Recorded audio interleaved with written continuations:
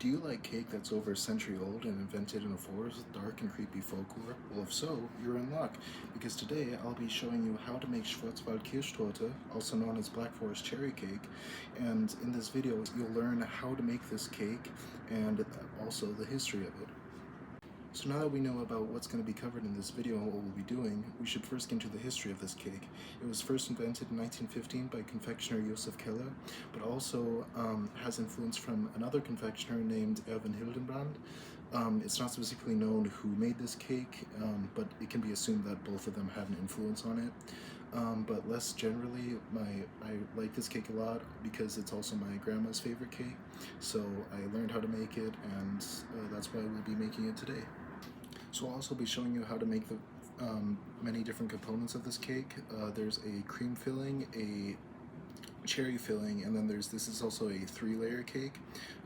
So then there'll be that, but also there's a soaking liquid that you'll put on all of the 3 layers. Now all of this of course seems like a lot, but it's relatively simple, and as long as you follow these instructions then you'll have a beautiful cake ready to serve for dessert. So as we move on to the materials needed, the first of the materials needed is a 10-inch cake pan, but this one also comes with a ring so that it's easier to take out and it doesn't stick, so it saves you a lot of trouble with that. Next you'll also need a electric stand mixer, so you can use this or you can use a handheld one just to make mixing easier. You're also going to need a saucepan, medium to large size, that's fine, and then you'll also need a large bowl to mix ingredients together. So that's everything that's needed, and now that we have a background on what this cake is and where it came from, now we can start making it. So next you're going to take 7 eggs, a pinch of salt, and then 240 grams of sugar, and you're going to put them in the stand mixer and then beat them together until they're all incorporated.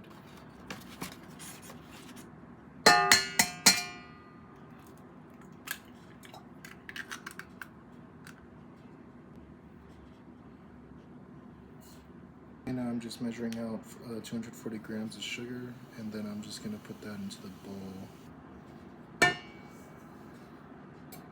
Okay, now you're just going to beat these together until they're all incorporated. Okay, so I think it's done mixing, and this is about what it looks like. It's really like white, fluffy, not really yellow anymore. So once it looks like that, then you're going to take your large bowl and you're going to put all the rest of the dry ingredients in it. So first you'll just take some flour, 150 grams. Then you'll need 50 grams of cocoa powder. So next you'll take around 3 grams of baking powder and put that in. And lastly, you'll want 50 grams of cornstarch. Okay, now you'll just want to mix it, just whisk all the dry ingredients together until they're all just look like this.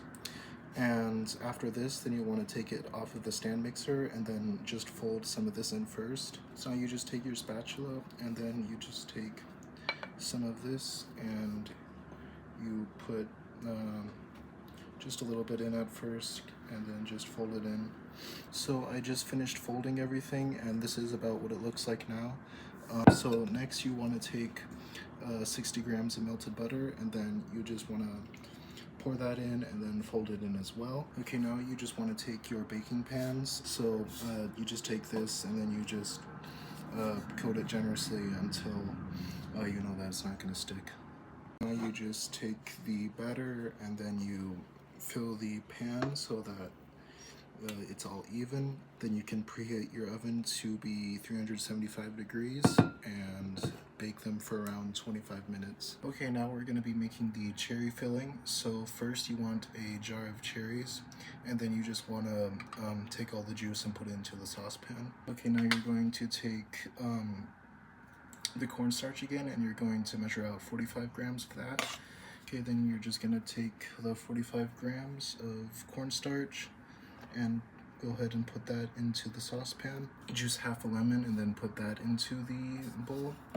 Okay, then you'll just measure out 60 grams of sugar, put that into the bowl, and then you can just add a little bit of cinnamon to it.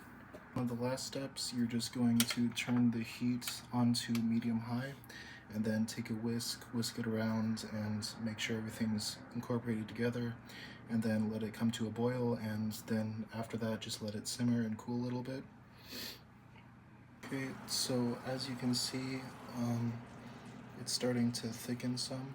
So then when it's like that, then you just take the cherries that you drained the juice out of, and then you can just put those in there. This component that we're gonna make is the cherry soaking liquid. So we're going to take around 20 milliliters of water and just put that into a saucepan, to take around 20 grams of sugar and put that in. So while that's sitting right now, then you just want to take around 100 milliliters of, this is cherry liqueur. You would normally use Kirschwasser. Now if you don't want to use any of that, then you can just do 100 milliliters of cherry water, and then that would work fine too. Now, so this very last part, the whipped cream, is very simple to make. You just take essentially heavy whipping cream and sugar, and then you mix them together until they're until basically you get whipped cream. I mean, there's not really that much else to it. And from all of that, the whipped cream should look something like this. So then once you get it out of the pan, then you're just going to set it down with the top, with the part that was facing up, you're just going to put that down. So then you're going to take some of the soaking mixture, and then you can just get around a spoonful of it. Just put it around the outside. So you're just going to keep laying some of this into the middle, and then you just lay it on top like that. Again, some of the soaking liquid, and then just take some of the whipped cream, lay it around the outside again. Next, you'll just take the cherry filling again, put it in the middle. So the next thing you'll do is that you just want to take some whipped cream and then start putting it on the sides. So we're just going to create around 6 swirls or so on top, and then put some cherries on top of them. You're just going to take this chocolate, and then you're just going to slice it really thinly, and then just place these on the top or in the middle, anywhere really, but I'm just going to put them in the middle for now. This is what the cake will look like when it is finished. So over this demonstration, you've learned the history of this cake, how to make it, and also how easy it is to make. And you've had a complete demonstration of every step included in this process. Now, despite the fact that the Black Forest has a bunch of folklore about it being a forest of the wandering dead and essentially being cursed, you can be certain that if you decide to make this cake yourself and eat it, you will not in any way be cursed. Thank you for watching.